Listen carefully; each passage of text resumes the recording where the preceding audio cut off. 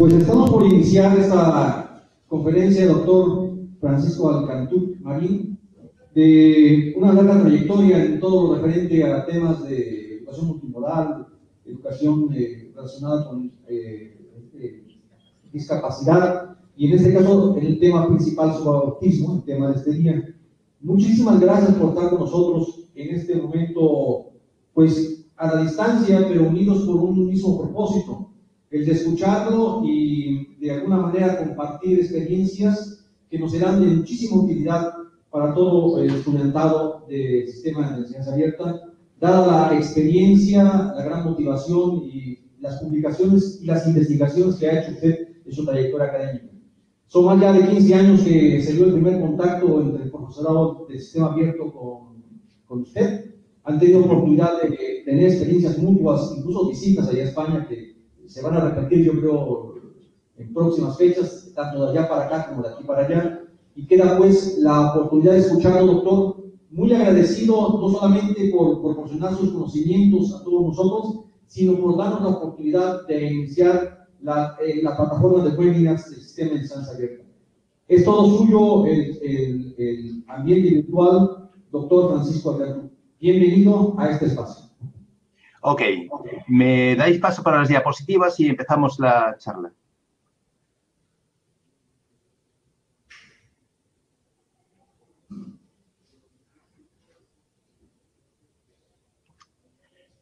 Bueno, en primer lugar quería agradeceros la invitación que me habéis hecho para presentaros un poco pues, lo que hemos estado trabajando en los últimos años.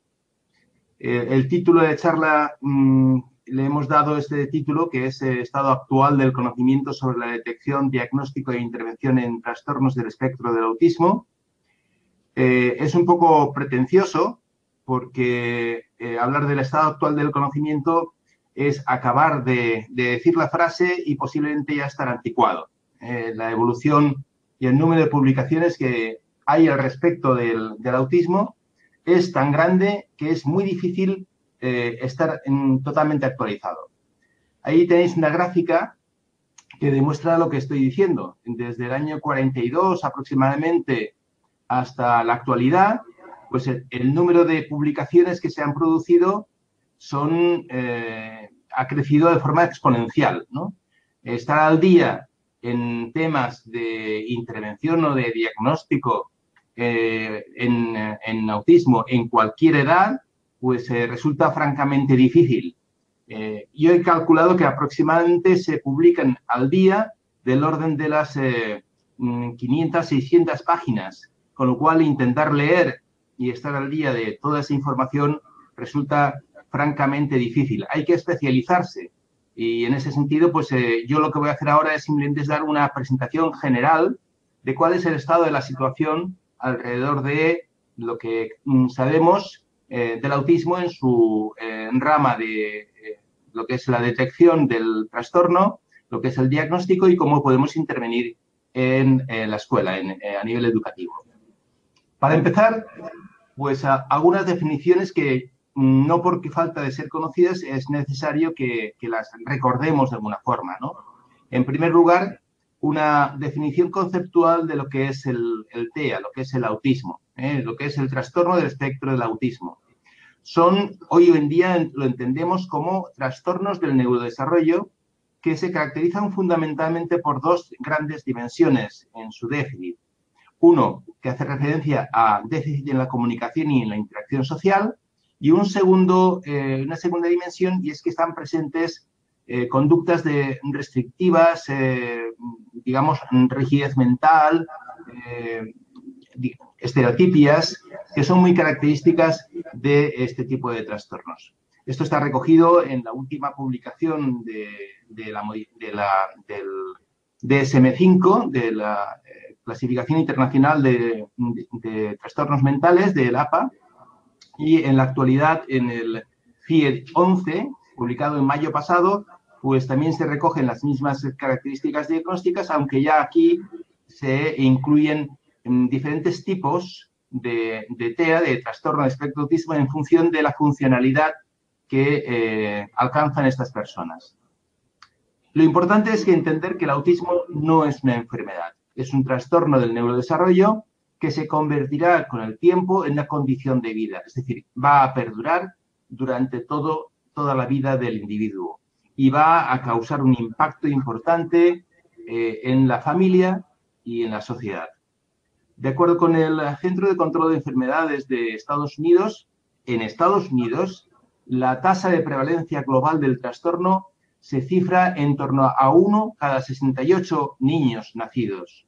Es un porcentaje muy, muy elevado. Hay una diferencia en función del género. Más o menos hay una niña por cada 4 o 5 niños nacidos. Es decir, es obvio que por la diferencia en cuanto al género hay una razón genética que está detrás de lo que se conoce con el trastorno, como causa del trastorno. Sin embargo, hay que tener en cuenta que en estos momentos hay una gran demora digamos, en el diagnóstico, en la interpretación de las primeras señales de alerta. ¿Por qué ponemos el tilde, el acento en esta situación? Porque sabemos, y ahora lo vamos a repetir en varias ocasiones, sabemos que gracias a la plasticidad cerebral, las intervenciones que se hacen o se inician antes de los 3 años de vida tienen un nivel de eficacia mucho mayor que cuando intervenimos con posterioridad. Por tanto, es muy importante estar atentos en el desarrollo del niño para que, en cuanto se dan las primeras señales, pues poder hacer un diagnóstico y hacer la intervención. De nada sirve hacer detección y diagnóstico si no podemos intervenir. Hasta tal punto es así que la Sociedad Americana de Pediatría y por ende lo recogen también la OMS e incluso la ONU en una resolución, lo considera como un problema de salud pública, dada su prevalencia, pues recomiendan que se hagan cribados, que se hagan sistemas de detección sistemático a toda la población de forma rutinaria a los 18 y a los 24 meses de edad. Hoy en día podemos decir que el diagnóstico es fiable y estable a partir de los 24 meses. Incluso en algunos casos de población de riesgo, como pueden ser los niños prematuros o hermanos de otros niños ya diagnosticados con autismo, se puede incluso detectar antes de esta edad. Estamos hablando de 2 años de vida. Insisto en lo importante de esa detección, porque si intervenimos en esas edades, el nivel de eficacia va a ser muy alto. El nivel de recuperación, el nivel de normalización de las conductas de estas personas va a ser muy alto.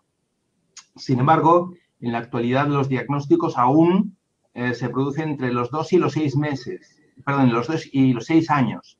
Es bastante normal que lleguen los niños, y estoy hablando en España, y yo creo que en el resto del mundo pasa exactamente igual, incluso en Estados Unidos o en Reino Unido o en Australia, que son los 3 países quizá punteros en la investigación de autismo, pues aún es bastante corriente, es bastante normal que los niños lleguen a la etapa escolar sin diagnóstico, al menos un porcentaje de ellos. Los estudios que yo he consultado cifran en torno a un 1 o un 2% de los niños con TEA que se diagnostican después de los 6 años de vida. Es importante también saber que el profesional que actúa en primer lugar es el pediatra. El pediatra en su control rutinario de la salud del niño, pues es el que se viene dando cuenta por la alerta de los padres o de los abuelos o de la familia en general, pues detecta que hay algún tipo de problema. Pero es también importante saber que estos profesionales, en un 42% de los casos, mantienen una conducta expectante. ¿Qué significa esto? Bueno, quitarle importancia al trastorno, quitarle importancia a las señales de alerta y decir, bueno, no pasa nada, eso es normal, dejar que madure el niño, que en 2 o 3 meses o en 2 o 3 años el niño se normalizará. Esa conducta expectante es muy dañina para lo que es el desarrollo posterior del niño. A nivel la demora, os he aportado aquí un estudio, ya tiene algún año, pero yo creo que está totalmente actualizado. Es un estudio que se hizo aquí en España, en el País Vasco, donde se consultaron a 650 familias cuando notaron las primeras señales de alerta y cuando tuvieron un diagnóstico confirmado. Si veis en la gráfica, se produce, en el caso del trastorno autista, se produce una demora de casi 32 meses desde que aparecen las primeras señales o la familia informa de las primeras señales en torno a los 2 años hasta que se obtiene el diagnóstico ya con 65, 60 meses de edad. El caso es mucho más grave incluso cuando hablamos de un tipo específico del trastorno autista, lo que se conocía antiguamente hace unos años, como síndrome de Asperger, que actualmente serían el trastorno autista de alto funcionamiento, es decir, sin discapacidad intelectual. En este caso, como hay una inteligencia conservada y se mantiene un cierto nivel, pues el retraso aún es mucho mayor. Hoy en día, digamos, es insostenible este tipo de planteamientos y tenemos herramientas y posibilidades y conocimientos para poder hacer un diagnóstico precoz mucho más adelantado y que las familias no tengan que estar sufriendo esas 32 o 60 y tantos meses esperando un diagnóstico que confirme sus sospechas. En la actualidad no se conoce cuál es la causa específica de los TEA, no sabemos por qué se produce. Se apunta a que pueden tener varias causas diferentes que están en la base de ese trastorno del desarrollo neurológico. Eso justificaría, que sea multicausal, pues justificaría precisamente el hecho de que haya una gran variabilidad sintomatológica. Hablamos de espectro precisamente porque no está bien definido, no hay unos límites concretos de lo que es el autismo. Es espectral, ¿no? Es indefinido.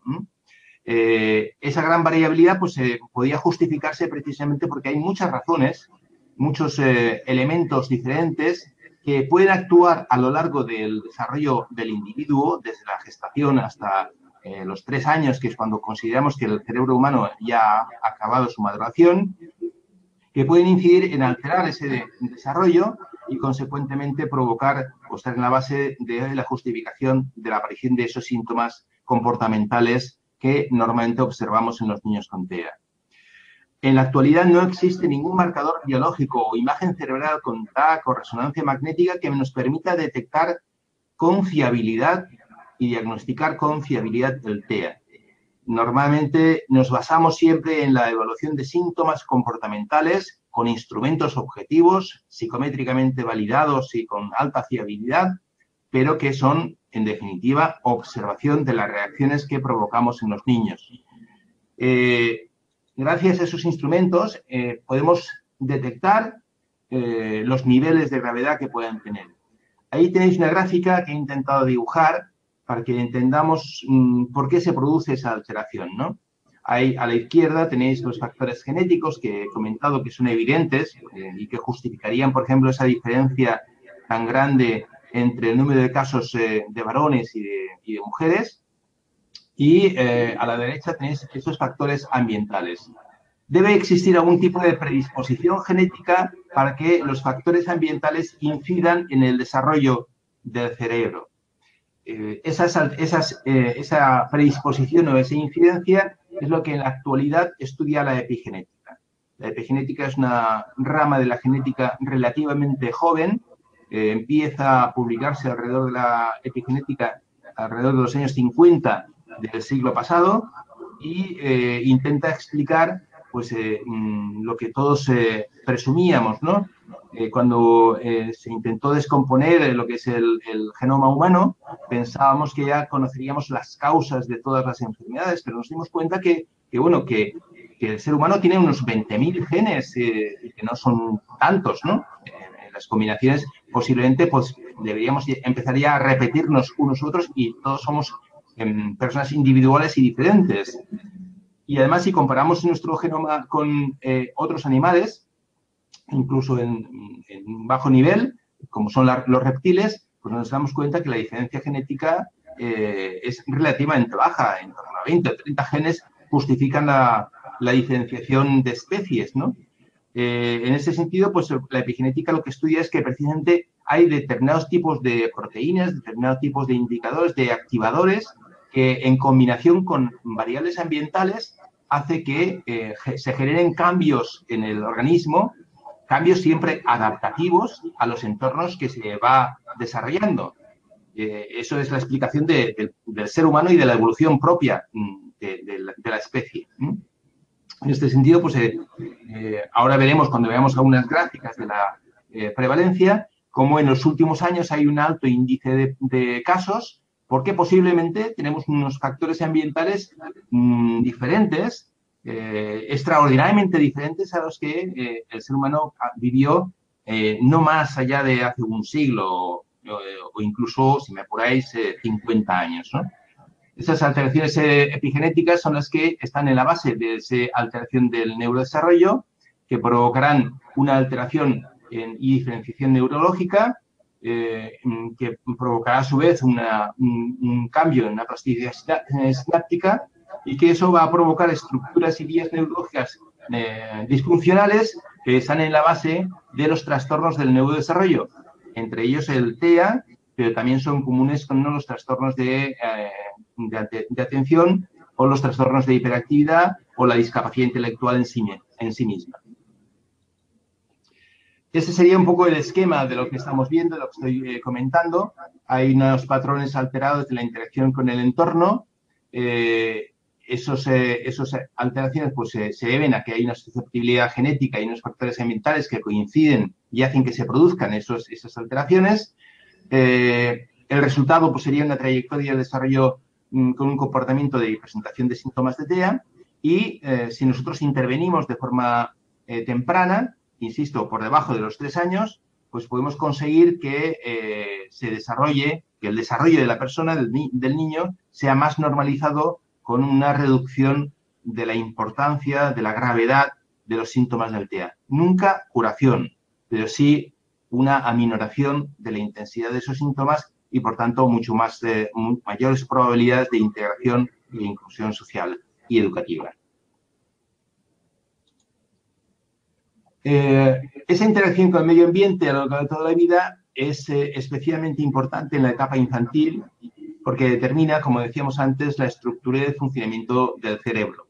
Esa neuroplasticidad es ese proceso mediante el cual algunas neuronas consiguen aumentar las conexiones o hacerlas más eficientes para que las estructuras, las redes neurológicas sean funcionales y, consecuentemente, den el resultado óptimo. Con una estimulación estructurada adecuada, podemos conseguir, a través de acción de condicionamiento del propio desarrollo humano, podemos conseguir mejorar, optimizar esos resultados, tanto en niños con trastornos del espectro autista como, por supuesto, en niños que no presenten este tipo de trastorno. Lo importante es saber que la actividad regulada y sistemática estimula el crecimiento dendrítico y aumenta el número de conexiones sinápticas entre las ya existentes y eliminar incluso aquellas que son poco operativas. Ahora veremos en el proceso de desarrollo cómo se producen diferentes etapas en las cuales se van eliminando aquellas estructuras que son poco útiles. No sé si se llega a ver bien la diapositiva y las etiquetas que aparecen ahí. Voy a ir leyéndolas. En la parte de arriba se ve el tamaño del cerebro, desde un puntito a la izquierda, que sería en torno a las 3-4 semanas, que es cuando se empieza a diferenciar el primer elemento, la primera célula, que será después, posteriormente, lo que será el tubo neural que va a producir después todo esto del sistema nervioso central, en lo que es la fase de desarrollo embrionario y fetal. Empieza ese nacimiento celular y progresivamente, conforme va creciendo el número de neuronas, en ese tubo neuronal se va cerrando y va produciéndose una migración. La migración es como si yo tuviese, lo pongo aquí en las manos para que me veáis, tuviese el tubo neural y las neuronas van empezando a abrirse y desplazándose a lo largo de todo el córtex, para situarse en los diferentes bulbos del cerebro y establecer de esa forma todas las conexiones. Esa migración está demostrado que dura hasta prácticamente los 6 primeros meses de vida. Hay un crecimiento de las dendritas y los axones y a partir de más o menos los 24 semanas de gestación, 30, como la producción sináptica es muy grande, pues empieza a haber una, no sé si se me ha cortado o no, parece que todo va bien. Aparece una muerte celular, o sea, van eliminándose aquellas neuronas que han sido necesarias para la conexión, pero que en un momento determinado pues ya no son funcionales. ¿Qué quiere decir esto? Pues bueno, que una neurona, como está compuesta por el núcleo y su axón, cuando se lanza y empieza a hacer la migración, pues para llegar al fin correspondiente, pues a lo mejor necesita un punto de enlace, que es otra neurona, y una vez que se establece la conexión, la neurona intermedia pues pierde funcionalidad. Entonces hay un proceso de muerte neurológica programada para eliminar precisamente esas neuronas intermedias y mejorar la conectividad que hay entre las diferentes estructuras neurológicas. También el proceso de mielinización lo que produce es que se optimicen las conexiones que hay entre unas y otras. Y por último, la poda neurológica que viene a producirse ya a partir de los 6 años, cuando empieza la escuela, lo que hace es que conseguir, digamos, procesos automáticos que a través de la práctica constante escolar, pues conseguimos que muchas de las acciones que nosotros realizamos se conviertan en esquemas mentales, en esquemas que no tenemos que tomar conciencia de su desarrollo y que de su acción y que consecuentemente nos libera estructura neurológica para otras actividades. Bueno, pues de estas diferentes etapas puedes haber diferentes acciones medioambientales, tanto intrauterinas como externas, que incidan positiva o negativamente en que esas etapas, esas fases, se cumplan, digamos, de forma óptima o, por el contrario, no se cumplan o se cumplan de forma inadecuada y la consecuencia sea la aparición de trastornos de cualquier tipo.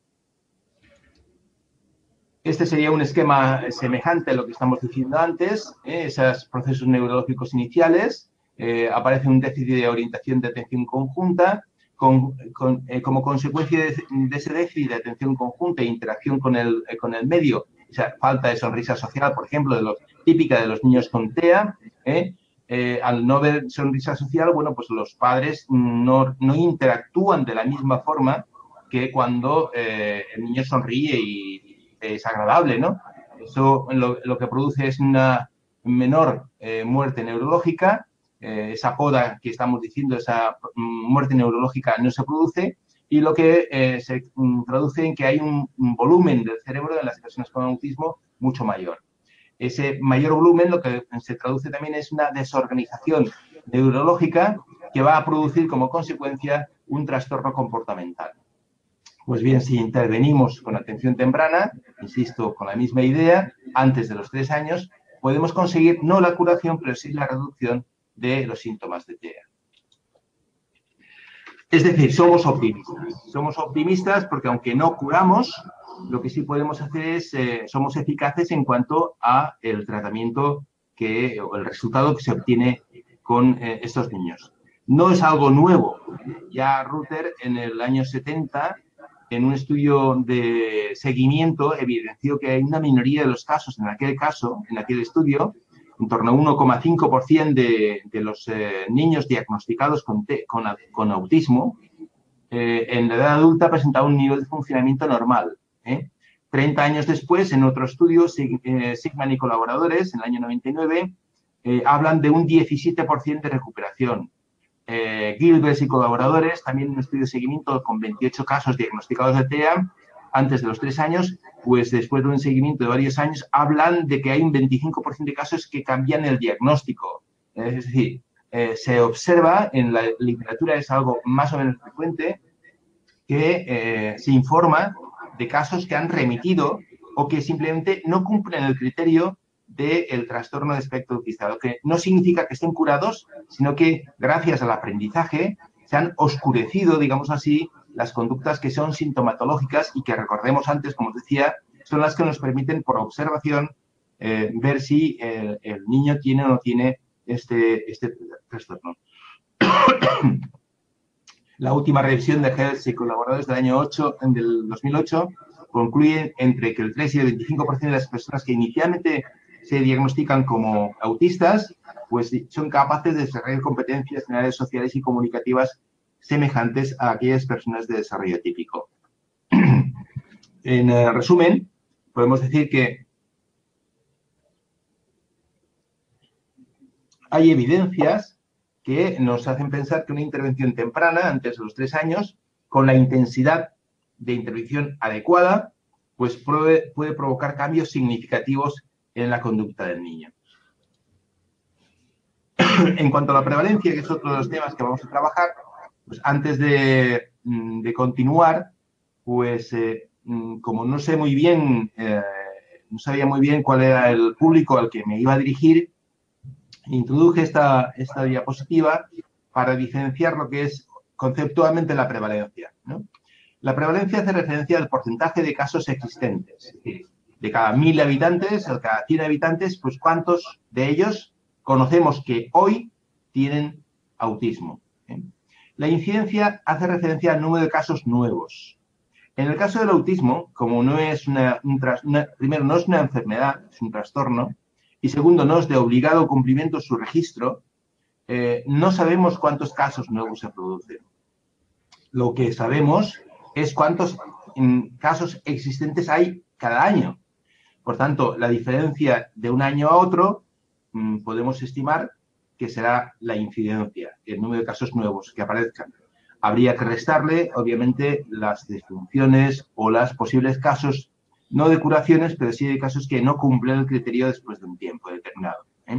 Pues bien, conocido este concepto de prevalencia, en las últimas fechas se ha venido a hablar de la posibilidad de que exista una epidemia en términos de salud pública de autismo por la alta prevalencia del mismo. Hay diferentes estudios, diferentes publicaciones que hablan, insisten sobre la posibilidad de denominarlo como una epidemia. En esta diapositiva os pongo unas gráficas en la cual se ve cómo en los últimos años en Estados Unidos, insisto y lamento tener que utilizar datos de Estados Unidos, pero es desgraciadamente para nosotros, no tenemos datos ni de España ni de otros países hispanos o latinos. Es el país donde más información existe y entonces nos tenemos que regir un poco por esa información. En este sentido, se observa como desde 2001 hasta el 2012 hay un incremento constante del número de casos conocidos de TEA. Entonces, debemos de preguntarnos por qué es lo que está pasando. Si la gráfica fuese un poco más larga en el tiempo, observaríamos como en los años 80 eran prácticamente desconocidos. En el Instituto de Salud Pública, Carlos III, de Madrid, el autismo era considerado una enfermedad rara hasta hace escasamente 15 años. Hace 15 años se cambió la etiqueta, se salió del grupo de enfermedades raras porque la prevalencia era tan frecuente que ya no se podía considerar como una enfermedad rara, sino que era muy, muy, muy frecuente. Otra cosa es que no conozcamos la causa o no conozcamos alguna explicación del fenómeno.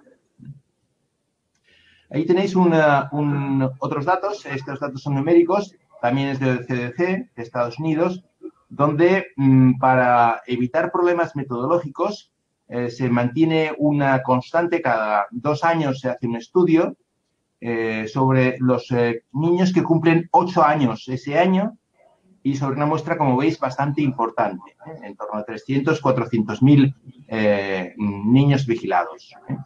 Se observa como la prevalencia en el año 2000 era de 1 cada 150 y en la actualidad es, bueno, en la actualidad, en el año 12, en el 14 también lo tengo recogido, aunque no esté en esta publicación, y se mantiene más o menos en torno a 1 cada 64 casos.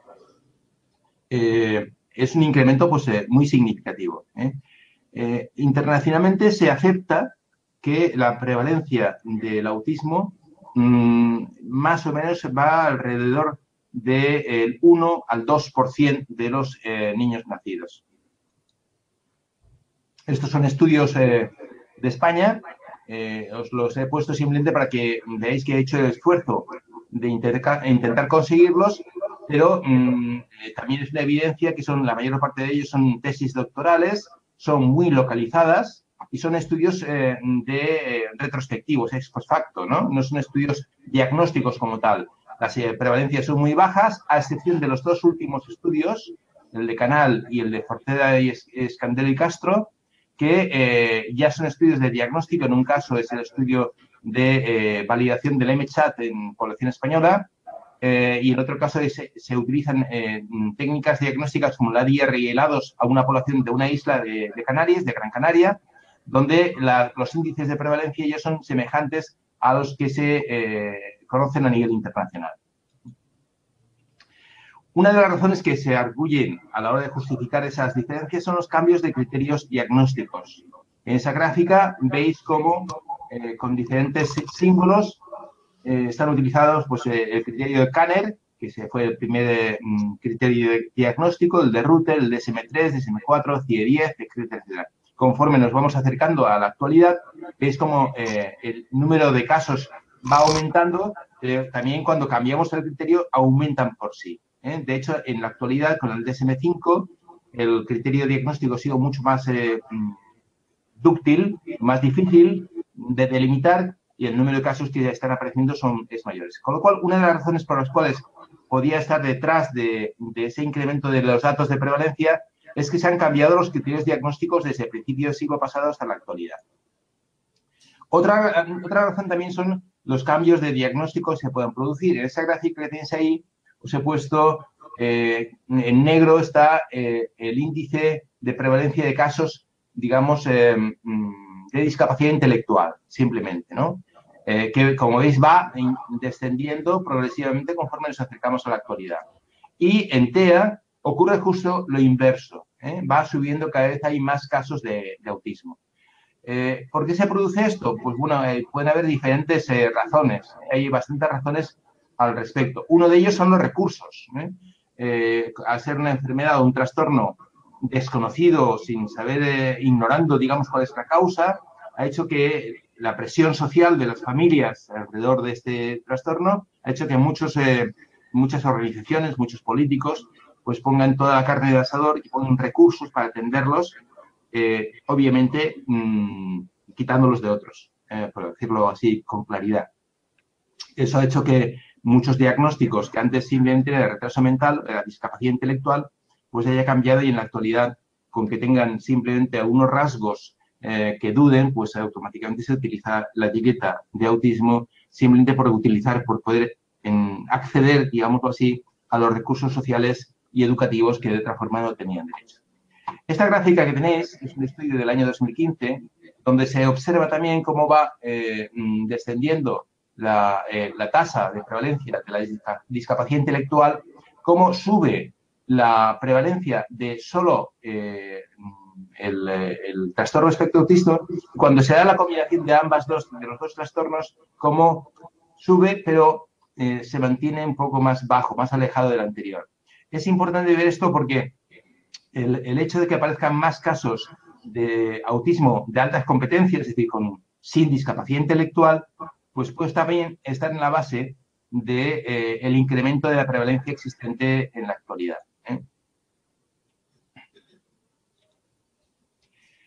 Por último, y no quiero tampoco cansaros con tantas gráficas y datos, ahí tenéis una gráfica sobre las solicitudes de subsidio en el sistema de seguridad social americano en función de los diferentes trastornos que tienen derecho a ello. Entonces, se observa también cómo hay una disminución en el caso de déficit de atención, por ejemplo, que es este de aquí, y, sin embargo, hay un incremento en el caso de los trastornos de autismo y trastornos del desarrollo.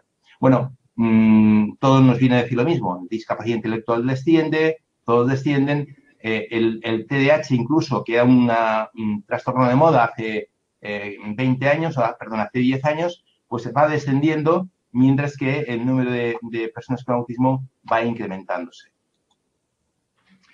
Hay un estudio, como os decía antes, que me parece interesante marcar, que es el que se realiza en la Junta de Andalucía en el año 2013, donde por primera vez en España, es el único estudio que yo conozco, se hace la prevalencia diferenciándola en función de la edad.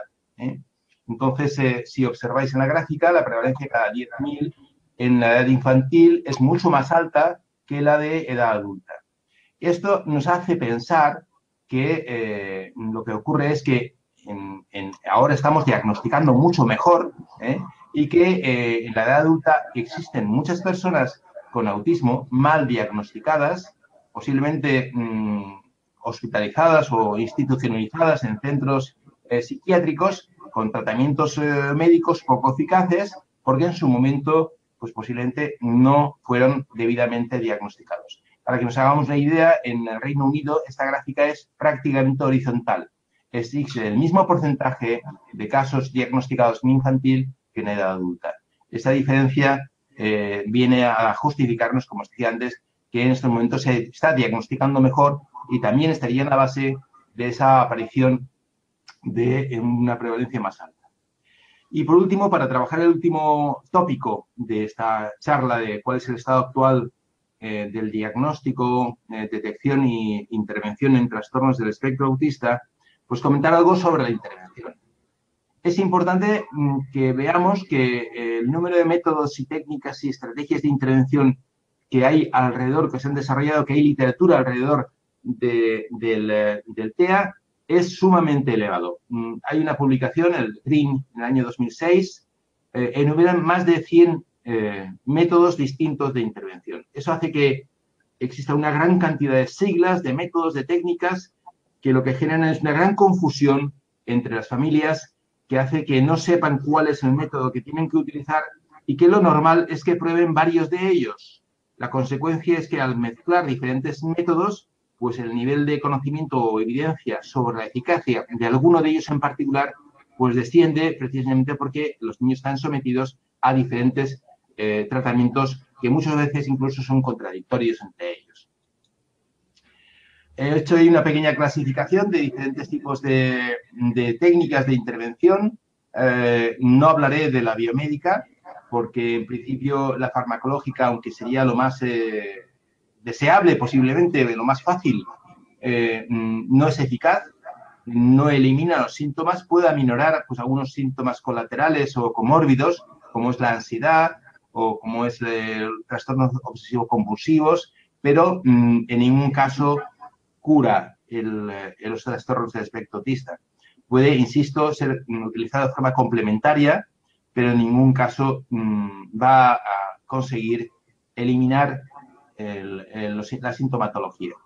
Lo que es eficaz es la intervención psicoeducativa. Y dentro de la intervención psicoeducativa, la más antigua, el método más antiguo es el método de Lovász, el método ABA, que es modificación de conducta pura y dura, para entendernos, y que ya en los años 60 demostró que los niños con TEA eran capaces de aprender, eran sensibles al refuerzo en primario y que progresivamente podían conseguir después incluso refuerzos de mayor, digamos, consecuencias mejores, ¿no? En la actualidad, pues el método más conocido, más utilizado es el Pivotal Response Treatment y, bueno, hay otros métodos como el método de intervención global, que es el TEACH, también muy socorrido y muy utilizado en toda la escuela, en todas las escuelas. Es la estructuración de ambiente como definición fundamental, aunque el TEACH es más una filosofía que una técnica en particular.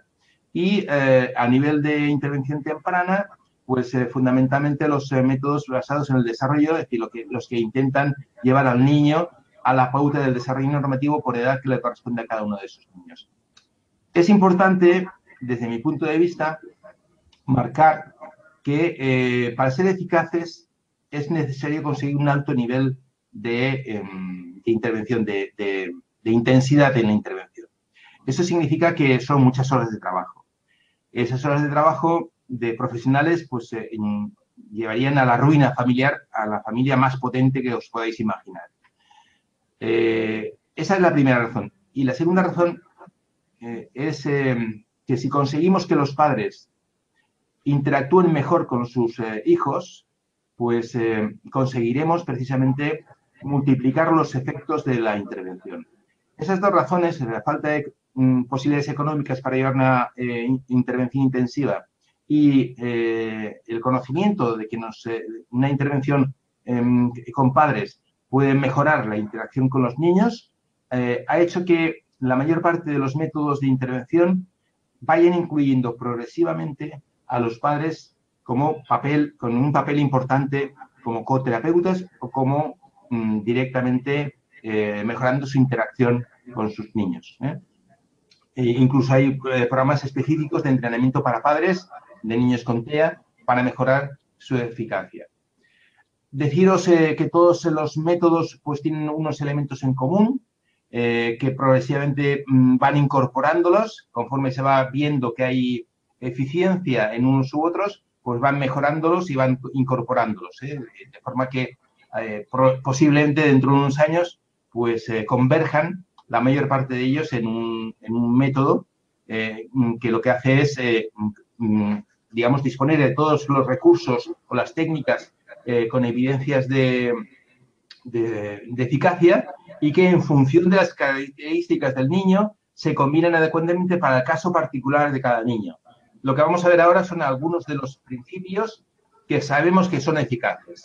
El primero de ellos es el andamiaje, el Stauffling, que ya Vygotsky desarrolló en su momento y que es ese aprendizaje con apoyo que permite en esa zona de desarrollo próximo, permite a los niños aprender.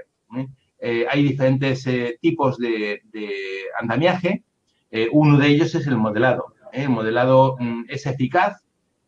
Nosotros podemos hacer ese modelado, puede ser activo o pasivo, puede ser modelado o moldeamiento, depende de los autores, le llaman de una forma o le llaman de otra, pero es eficaz. Si nosotros cogemos de la mano a un niño autista y le hacemos ver la conducta, le hacemos que sienta la conducta que estamos deseando que consiga y reforzamos adecuadamente esta conducta, conseguiremos que aprenda esa acción por medio de modelado, por medio de moldeamiento, ¿vale?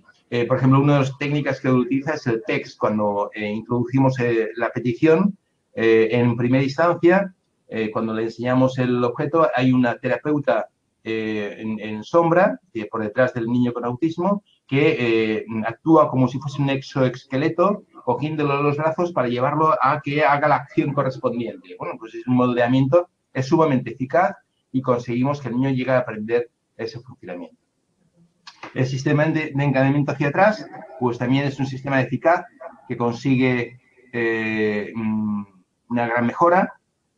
Consiste básicamente en dividir la tarea que queremos enseñar en partes e iniciarlas y esperar siempre que el niño complete por repetición, complete el último paso. Por ejemplo, si yo quiero enseñarle la palabra pelota, empiezo pelota, pelota, hasta que al final quito la última sílaba, peló, y espero que el niño conteste la tercera sílaba.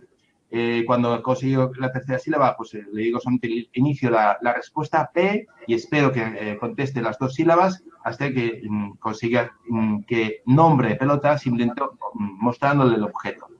Este sería un proceso de encadenamiento hacia atrás de aprendizaje que es sumamente eficaz y que se puede aplicar en cualquier tipo de acción. Aprendizaje sin error también es uno de los principios fundamentales.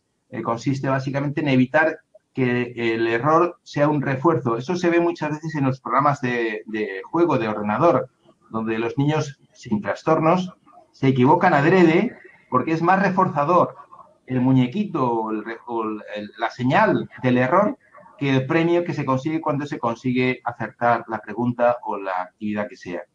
Pues bien, hay que evitar que el error en sí mismo sea un reforzador positivo o negativo.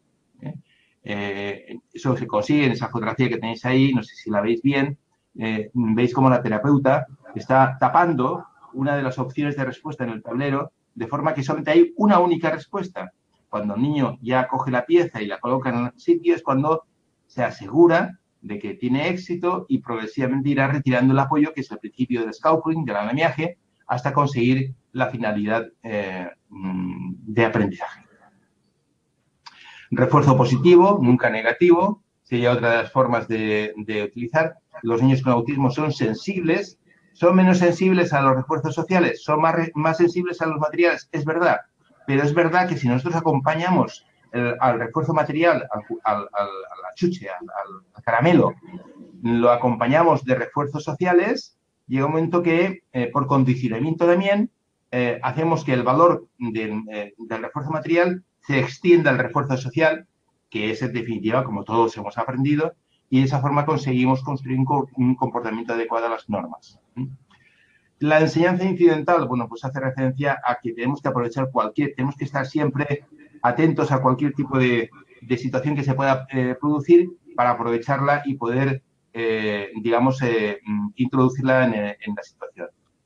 Acción situada y contexto natural, es decir, antes comentaba de los padres, bueno, si no conseguimos que los padres se involucren, si en casa no siguen los mismos patrones de refuerzo, pues no vamos a conseguir éxito.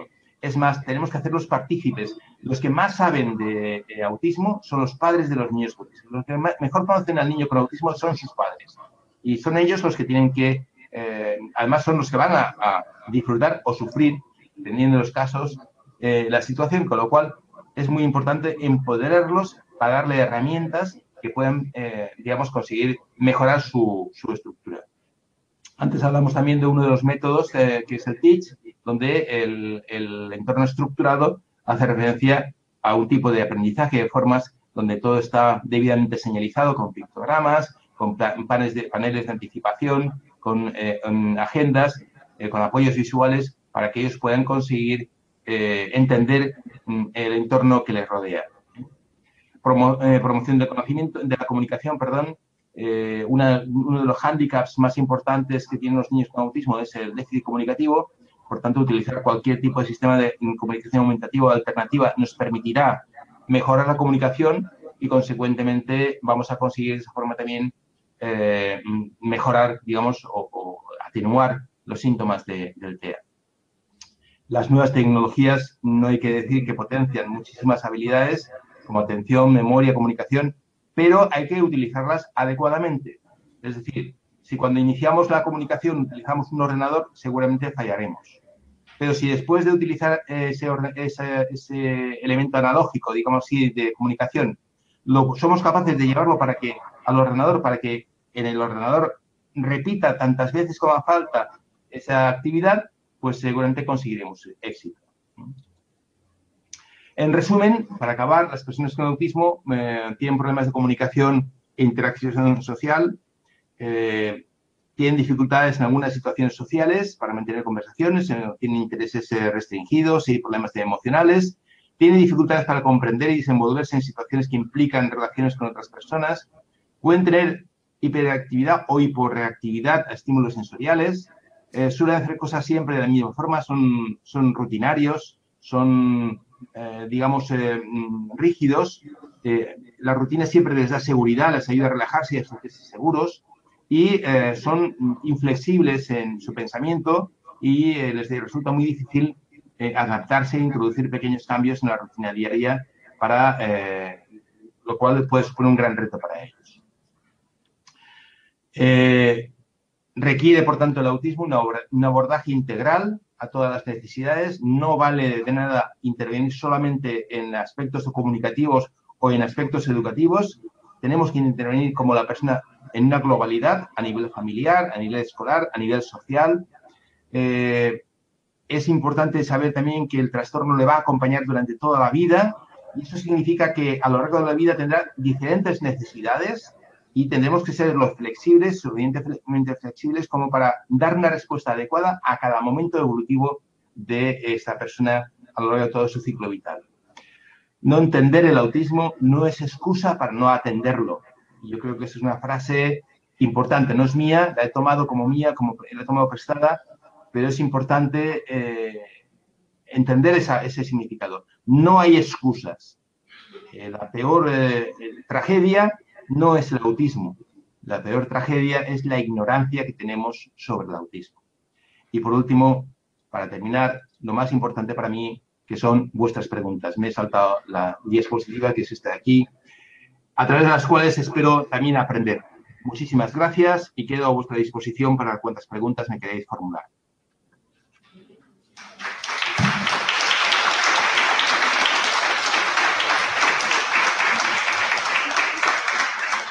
Muchas gracias, doctor Francisco Alcantuti, en esta amplia.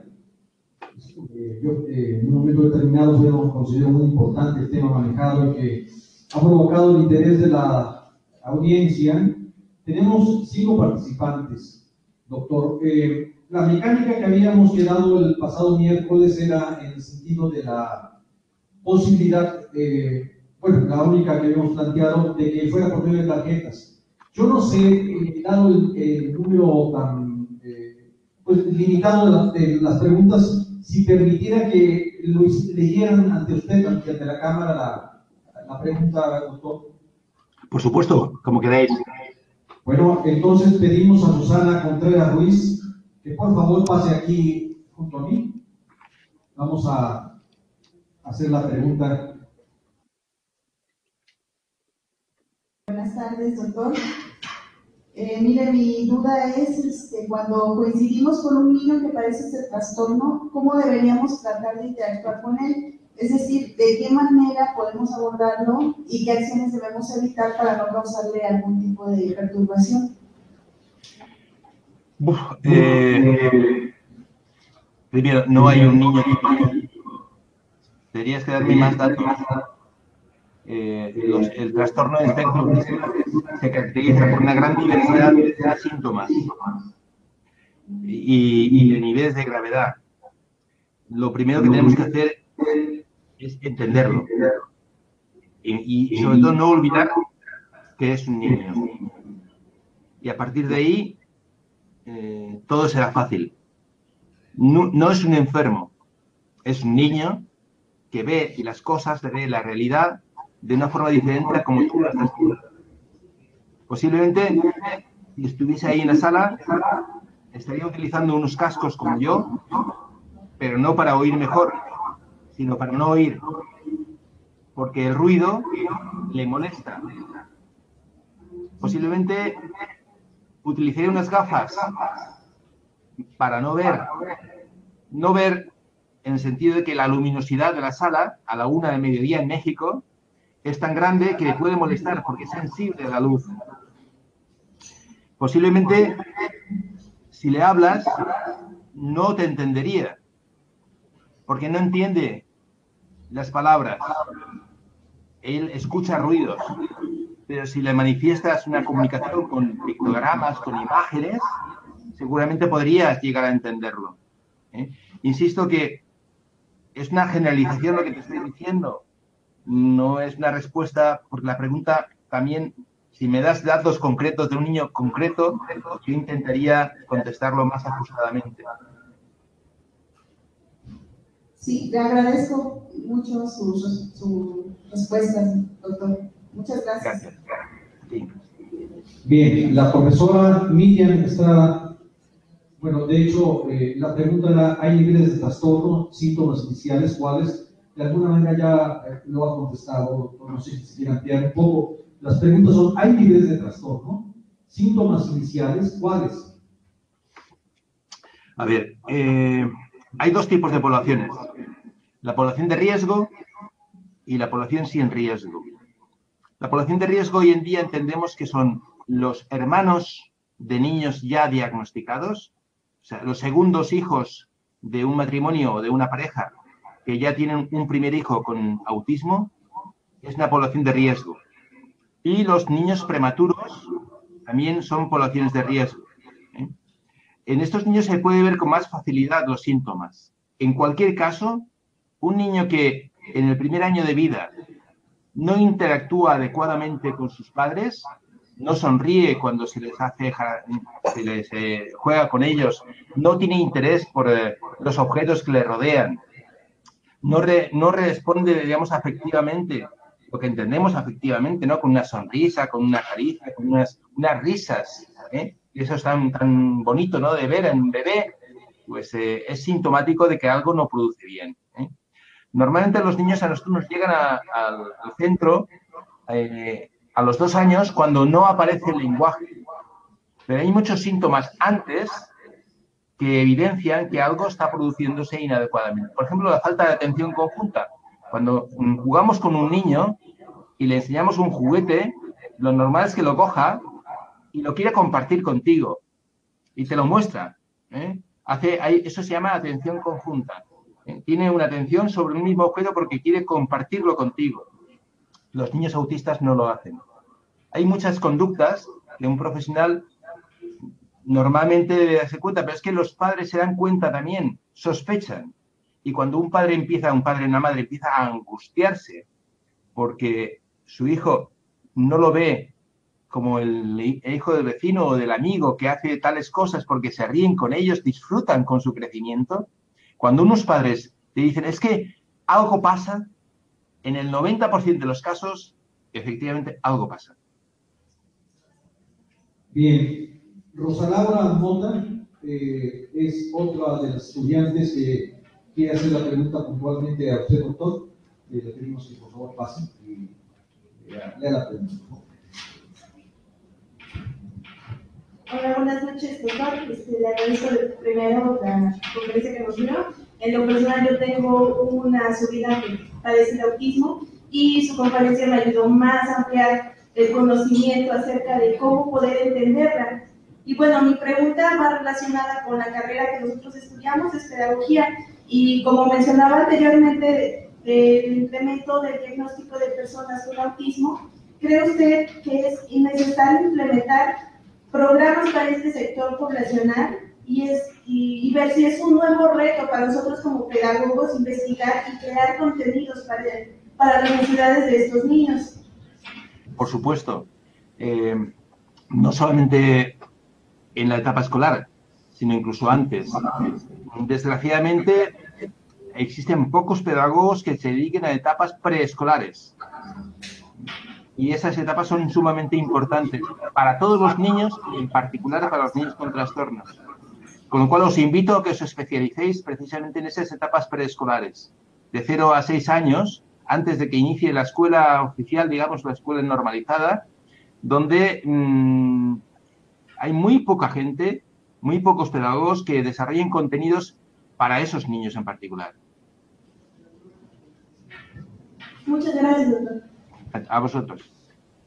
El estudiante Yair, por favor. Bueno, aquí son varias preguntas. Bueno, primeramente le doy las gracias por compartirnos un tanto de su conocimiento, pero tengo algunas dudas referentes a lo que nos ha dicho.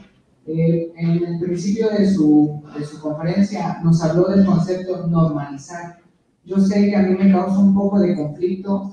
¿A qué se refiere en el concepto de normalizar las conductas y la interacción del niño? Ya nos habló de que cada conducta se va a presentar de diferente manera. ¿Cómo se normaliza o cuál es el proceso para normalizar la conducta del niño? A mí me causa mucho conflicto, a decir verdad. También tengo otra pregunta, ¿cuál es el proceso que se sigue en la normalización de este niño que es detectado o diagnosticado de TEA? ¿Y cuál es la contraparte cuando son diagnosticados en edades avanzadas? Ya nos habló de niños de menores a 3 años, pero ¿cómo es ese diagnóstico? ¿Cómo es ese seguimiento en niños de mayor edad? Y por último, perdón por las preguntas, pero me surgieron muchas dudas. Yo tengo también una formación sociológica y me impacta mucho en estas sociedades fragmentadas y desiguales, cómo la integración de los niños diagnosticados con TEA en el contexto social y educativo. Yo creo que te voy a tener que repetir la conferencia o dar una conferencia especial para contestar todas las preguntas. A ver, mira, cuando hablo de normalización es un término estadístico. Cuando hacemos el diagnóstico, nosotros nos basamos en la frecuencia de aparición de determinado tipo de conductas. Antes comentaba la sonrisa social. La sonrisa social aparece en todos los niños con un desarrollo típico en torno a los 3 meses, incluso antes. Es una respuesta innata. Nosotros tenemos una serie de reflejos primarios, innatos, biológicamente marcados, que es lo que permite que nosotros podemos subsistir. Por ejemplo, el reflejo de succión. Todos los bebés tienen el reflejo de succión. Algunos niños con parálisis cerebral no tienen reflejo de succión y hay que alimentarlos artificialmente. El reflejo de presión es un reflejo primario, arcaico, que está presente en nuestra especie de cuando nosotros íbamos por los árboles y teníamos que cogernos del pelo de la madre para evitar caernos. Tú coges a un bebé y le estimulas la palma de la mano y automáticamente la prende para cogerse de ella. Es un reflejo primario. La sonrisa social es un reflejo primario que lo que genera es el apego a los padres y que garantiza en cierta medida el que la madre y el padre alimenten al bebé, porque generan afecto. Los niños con autismo, en muchos casos, no presentan ese reflejo de sonrisa social. Cuando digo normalizar, es llevarlo a eso, a que presenten conductas que el alto porcentaje de niños, en términos estadísticos, lo presentan también. ¿Cómo? Mediante condicionamiento fundamentalmente. Porque no olvidemos que ese reflejo, aunque sea afectivo, está estructurado neurológicamente. Nuestro cerebro es el que manda la señal, el que manda la información. La estructura neurológica que está abajo es la que lanza la conducta y el comportamiento. Nosotros tenemos que saber que esa estructura neurológica, por el desarrollo neurológico del niño, está afectada y hace que el comportamiento sea diferencial, no normalizado estadísticamente, pero que si conseguimos que repita y repita la actividad X, conseguimos modificar esa estructura neurológica y el comportamiento consecuentemente será diferente. Por eso creo que te he contestado 2 preguntas. La tercera es cómo se hace el proceso a lo largo del ciclo vital. Obviamente no son las mismas necesidades ni las mismas estrategias las que utilizamos en un bebé, me refiero a un bebé, un niño de 2, 3 años, que a los 4 o 5, o incluso un adolescente. Uno de los grandes retos que tenemos en la actualidad es que somos eficaces cuando intervenimos antes de los 3 años. Somos eficaces durante la etapa escolar. Empezamos a perder eficacia cuando hablamos de la adolescencia. La secundaria aquí en España, 12, 14, 15 años. Ahí la demanda social, la presión social hace que emerjan conductas que antes estaban extinguidas y que por presión social, por demanda social, incrementan la ansiedad de los niños con TEA, de las personas con TEA, y emergen conductas distintas. Ahí es donde socialmente debemos de intervenir. Debemos de enseñar a convivir con personas que tienen diferentes capacidades para entender el entorno. Hoy están de moda las redes sociales, pero hay muchas personas que odian las redes sociales. Por no estar en la red social, no puedes excluir a nadie. Por no llevar los mismos pantalones de moda, no puedes excluir a nadie. Porque no utilices o no te guste la música que está de moda, no puedes excluir a nadie. Eso es lo importante y el mensaje que tenemos que transmitir, que tenemos que aceptar la diferencia que hay entre las diferentes personas, independientemente de cuál sea la causa neurológica que esté detrás y que justifique o no justifique esa conducta en particular. No sé si con eso te he contestado todas o si quieres que te haga un comentario particular. Muchas gracias. Bien, finalmente, Tonatiuh ya tiene aquí una pregunta. Vamos a pedir que lo haga aquí puntualmente al doctor, por favor. ¿Qué tal? Mi pregunta es, ¿qué diferencia existe entre Asperger y el TEA? ¿Cuáles son los métodos e instrumentos de valoración más viables? Otra cuestión, como docentes, como pedagogos, a veces nos tenemos que apoyar. ¿En qué profesionales nos apoyamos? ¿Solamente en el neurólogo? A ver, el síndrome de Asperger es una etiqueta diagnóstica que aparece en los años 80, gracias a una profesora, Lorna Wings, que redescubre, en cierta medida, el trabajo de Asperger, que en los años 40 publicó, igual que Kanner publicó el primer artículo donde se definía el autismo, Asperger paralelamente publicó un artículo semejante, con un estudio muy parecido, describiendo también síntomas también muy parecidos. El hecho es que esos dos trabajos, el de Kanner y el de Asperger, se publicaron en países distintos. Kanner lo hizo en Estados Unidos y Asperger lo hizo en Austria durante unos años que fueron la Guerra Mundial. Por tanto, no se conocían. Estaban en bandos distintos. Y el trabajo de Asperger no se redescubrió hasta prácticamente los años 80. La característica diferencial entre las dos descripciones radica en que para Asperger, además de las conductas que estamos comentando, no había deficiencia mental. El lenguaje normalizado. Mientras que Kanner sí que hablaba de posibles deficiencias intelectuales y problemas comunicativos. Lorna Wings es una profesional, un psiquiatra, madre de una niña con autismo. Y cuando hizo ese descubrimiento pensó que había en muchos casos de niños o personas con TEA que presentaban un desarrollo intelectual normalizado. Y a estas personas las etiquetó con la etiqueta de síndrome de Asperger. Pero no hay que olvidar que en todos los casos siempre lo que prevalece es el diagnóstico primario, que fue autismo. Hasta llegar al DSM-5, es decir, en 2013, en el DSM-4 anterior, había 5 tipos de autismo.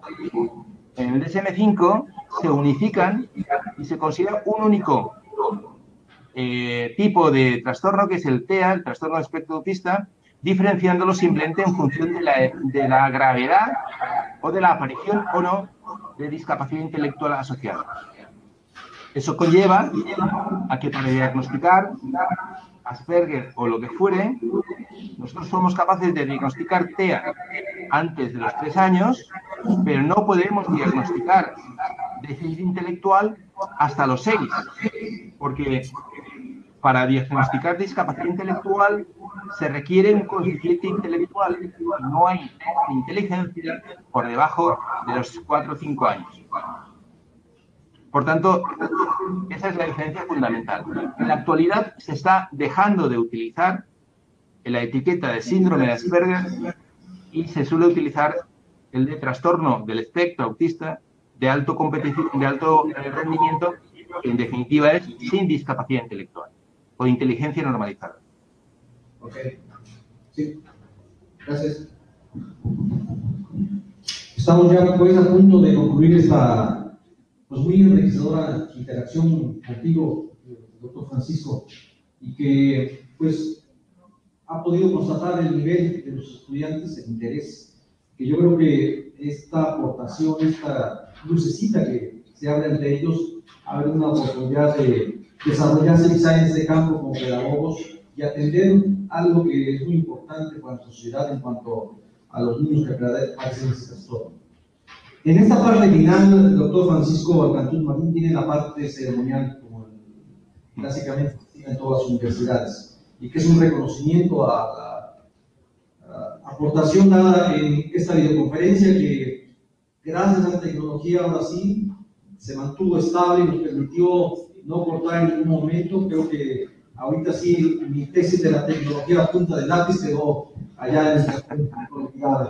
Voy a pedir a la maestra Juanita Velázquez, que forma parte de los organizadores, que hay un diploma para ti que te vamos a mandar virtualmente y después también vía mail normal, que el maestro Miguel Sosa Ruiz, que es el director del Sistema de Enseñanza Abierta, una institución ya de 38 años casi, ya de 38 años aquí en la Universidad de Veracruzana, y que tiene, bueno, la oportunidad siempre de estar en contacto con gente notable como tú, pues generó este diploma el señor director Miguel Sosa Ruiz.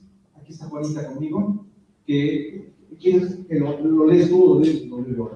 Bueno, dice: Universidad Veracruzana, Sistema de Enseñanza Abierta, otorga el presente reconocimiento al doctor Francisco Alcantuz Marín por haber impartido la videoconferencia Estado Actual del Conocimiento, Detección, Diagnóstico e Intervención en Autismo, en un enlace desde España a México a través de la plataforma virtual del Centro de Aprendizaje Multimodal del Sistema de Enseñanza Abierta de la Universidad Veracruzana. LIS de Veracruz, Arte, Ciencia, Luz. Alapa Enríquez, Veracruz, a 1 de septiembre de 2018. Firma el maestro Miguel Sosa Ruiz, director general del Sistema de Enseñanza Abierta de la Universidad Veracruzana. Un aplauso para el doctor, por favor.